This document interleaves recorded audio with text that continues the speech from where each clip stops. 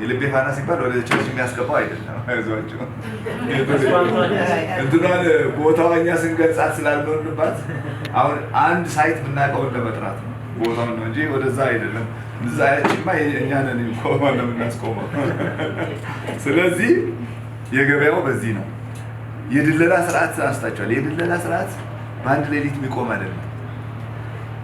የገበያ ስርዓታችን የንግድ ስርዓታችን እጀ ረዥሞች የሚኖሩበት አጫጭሮች የሚሰሩበት ሀገር ነበረች። ያ በአንድ ሌሊት የሚስተካከል አይደለም። ግን ደላላ ለማስቆም ከተደረጉ ነገሮች አንዱ በአምስቱም የመግቢያ በሮች ላይ የገበያ ማዕከል ተከፍቶ አርሶ አደሩ ያመረተውን ራሱ ገበያ ገብቶ የሚሸጥበት ስርዓት የተዘረጋው በዚህ ስርዓት ብቻ ነው። ትላልቅ የገበያ ማዕከሎች ተገንብተዋል፣ ወደ ስራ ገብተዋል። አሁንም እየተገነቡ ነው። በአንድ የሚያበቃ ስላልሆነ ደላላው ለማስወጣት የመጀመሪያው አቅርቦትና ገበሬና ሸማች የሚገናኝበት ስርዓት መፍጠር ስለሆነ ማለት ነው። እሱን የመፍጠር ስራ እየተሰራ ነው። ጎን ለጎን ይሄ እየተሰራ ህገወጥነትን የመቆጣጠር ስራ ደግሞ በህግ አግባብ እየተከደበት ያለ ስራ ስለሆነ ጥያቄያችሁም ትክክል ነው፣ እኛም እየሄድንበት ነው የሚለውን ብያዝ። ከስራ ዕድል ፈጠራ ጋር መያዝ ያለበት አንደኛ እስከዛሬ የመጣንበት የስራ ዕድል ፈጠራ ምን አይነት ነበረ? ሰዎች ካምፓኒ ኖሯቸው ሀብት አካብተው ነገር ግን የድሃ ልጅ በፓርኪንግ ያደራጅና የውሎ ብሎ ይሰጣቸውና ቀኑ ሙሉ የተሰራው እሱ ይወስድ ነበር። ሼድ ይገነባና ሼዱ ጋር ስማቸው ያሉ ሰዎች ሌላ ናቸው፣ ይጠቀም የነበረው ሌላ። የገበያ ማዕከል ብትገቡ ተጠቃሚው ሌላ ነበረ፣ ባለ ይዞታ ተብሎ ደግሞ መንግስት የሚያውቀው ሌላ ነበረ።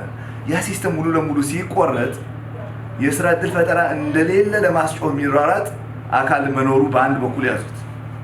ያኔ ሳይሰራ በእጅ አዙር ወጣቶችን አስተማርቶ ሴቶችን አስተማርቶ ስማቸውን አስተክሎ እሱ እየበላ ይኖርበት የነበረ ስርዓት ሲቆም የሚፈጠር ትግል በአንድ በኩል፣ የአመለካከት ቀረጻ ስራችን በቂ ያለመሆኑ ደግሞ በሌላ በኩል። ይሄ ማለት ምን ማለት ነው? አሁን ስራ ዕድል ፈጠራ ሲፈጠር እንደሌላ ጊዜ ወጣቱን ጠርተህ መዝግበህ እዚህ ቦታ ስራ አይደለም፣ እሱ ቀርቷል። የመጀመሪያው ስራ የግንዛቤ ፈጠራ ነው። ሰርቶ መቀየር እንደሚችል ማመን አለበት። ከየት እንደሚጀምር ከትንሽ መጀመር። ሁለተኛው እሱ አምኖ ሲያበቃ የክህሎት ስልጠና ማግኘት አለበት። እየሰራ ከአንድ ደረጃ ወደ ሌላ ደረጃ እንዴት ነው የሚቀየረው? ቁጠባ እንዴት ነው የሚቆጠበው? ስራ ማን ነው የሚፈጥረው? አሁን ብዙ ጊዜ በእኛ ሀገር የተለመደው መንግስት ብቻ ስራ ዕድል እንዲፈጥር ነው አይደል? መንግስት የአመለካከት ቀረጻ ሰርቶ ሲያበቃ አብዛኛው ሰው በራሱ ስራ ዕድል መፍጠር አለበት፣ ራሱ ስራ ፈጣሪ መሆን አለበት። ዛሬ ብዙዎች እኮ ስራ ፈጥረዋል።